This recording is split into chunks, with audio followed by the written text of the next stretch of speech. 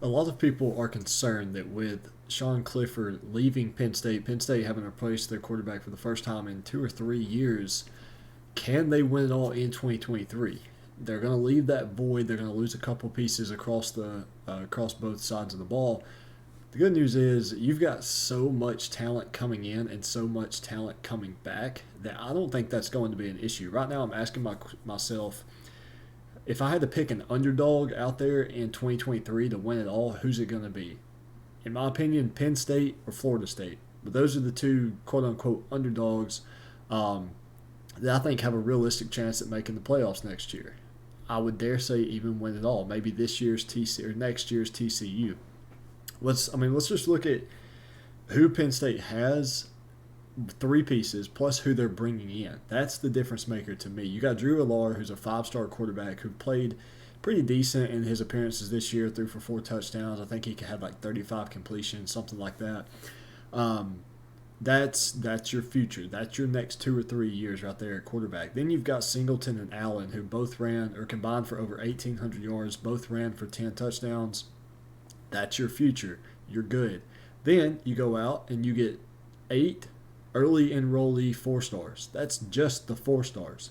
You get one early enrollee 5 star, and then you have 7 more 4 stars coming in the fall. So that's 15 4 stars and a 5 star that you'll be getting on this 2023 roster. So are you young? Yes. You know what you did last year? The same freaking thing. You've got another really good class coming in. I don't know what they ranked in terms of actual recruiting rankings, but I do know that you've got two back-to-back really good classes for Penn State who could come in and, in my opinion, make the playoffs in 2023. So what's it going to take? Well, it's going to take winning the opener against West Virginia. It's going to take going into Columbus, Ohio, playing Ohio State at 6-0. You're going to have to get past either them and go into Michigan with, I think, a 9-0 record or an 8-1 record, or you're going to have to beat Michigan if you lose to Ohio State. I'm not saying you have to win both. There's a path, obviously, with Ohio State this year that you can get in at 11-1 without winning the Big Ten East. It's possible.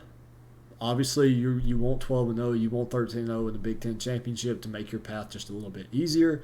But in my opinion, Penn State has a really, really good chance at making the college football playoff in 2023, and all that is in part to 5-star quarterback who will be a sophomore next year, Allen, Singleton, Dante Cephas, Storm Duck, the cornerback from North Carolina, and then Malik McLean, the 4-star wide receiver from Florida State that they picked up in the transfer portal.